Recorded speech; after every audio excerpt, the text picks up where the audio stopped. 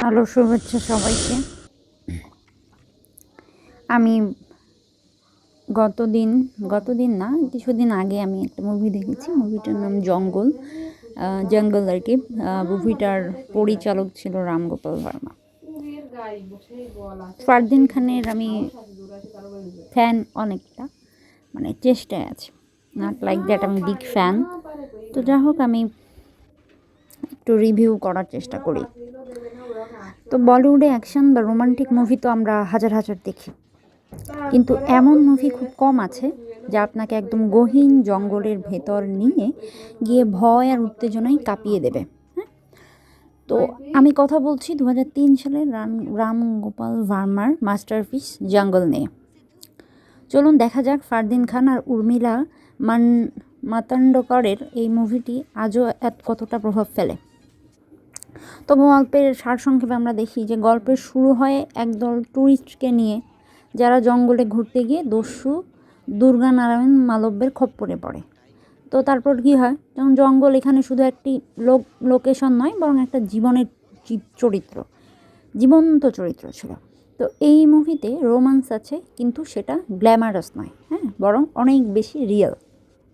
তো প্রেমিকার প্রাণের মায়া আর জঙ্গল থেকে বেঁচে ফেরার লড়াই নিয়ে এগিয়ে যায় সিনেমার গল্প।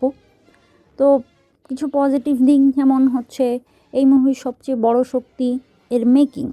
রাম গোপাল ভার্মা কোনো গ্রিন স্ক্রিন ছাড়াই দর্শকদের একদম রিয়েল জঙ্গলে নিয়ে গেছেন, রাইট। অ্যান্ড রাজপাল যাদব আর সুশান্ত সিং এর অভিনয় আজও লোম খাড়া করে দেয়। বিশেষ করে সুশান্ত সিং ডাকাত চরিত্রে যে অভিনয় করেছেন, তা বলিউডের ইতিহাসে অন্যতম সেরা ভিলেন চরিত্র। আর ফারদিন খানকে এখানে বেশ হ্যান্ডসাম এবং সাহসী অ্যাকশন হিরো হিসেবে দেখা গেছে। তো মুভিটির ক্যামেরা অ্যাঙ্গেল এবং ব্যাকগ্রাউন্ড স্কোর অসাধারণ ছিল। কোনো সংলাপ ছাড়াই শুধু জঙ্গলের শব্দ দিয়ে টেনশন ক্রিয়েট করার যে মুন্সিয়ানা পরিচালক দেখিয়েছেন, তা বর্তমান সময়ের অনেক হাই বাজেট মুভিতেও দেখা যায় না।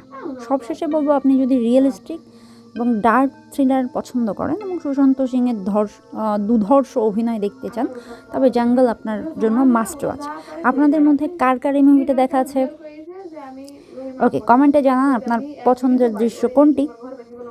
আর না দেখলেও সমস্যা নেই, ভিডিওটি ভালো লাগলে লাইক দিন এবং আমাদের চ্যানেলে নতুন হলে সাবস্ক্রাইব করুন। হ্যাঁ, দেখা হবে পরের ভিডিওতে।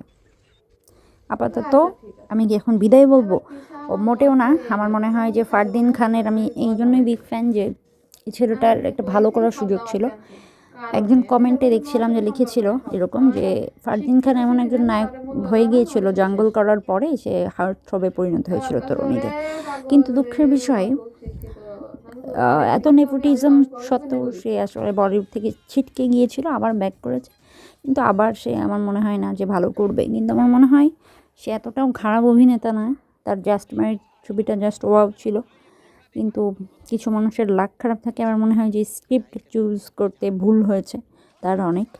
আবার কিছুটা একঘেয়েমি অভিনয় হয়ে যায়। বাট ওর হাসি, ওর ফিটনেস তখন খুব ভালো ছিল, চেহারাও ভালো ছিল। সব কিছু মিলে আমার মনে হয় যে এটাই।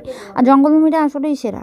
মানে রাম গোপাল ভার্মা তো অনেক বিখ্যাত পরিচালক। সো ডেফিনেটলি যদি মনে হয় না দেখা উচিত, না দেখলে আমার মনে হয় যে ভিলেনটা ওই যে গব্বর সিং, ওই যে শোলের বিশাল একটা ক্রিয়েট করেছিল, সেটা এই মুভিতে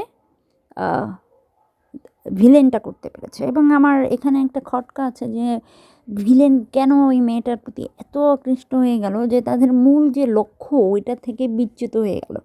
হ্যাঁ, আবার এটাও মনে হয় যে এটার মেইন কাহিনীটা কী, কেন জঙ্গল থেকে ওদের একজনকে ধরে নিয়ে গেল, কিন্তু পুলিশ ওদের কেন আক্রমণ করছে, যে গ্রামের মানুষদের নির্যাতন করছে, কিন্তু তারা কি শুধুই মাত্র একজন দস্যু ডাকাত? মেবি তাই। এটা ভালো। যাই হোক, এই তো আপাতত সত্যিই বিদায়। Goodbye.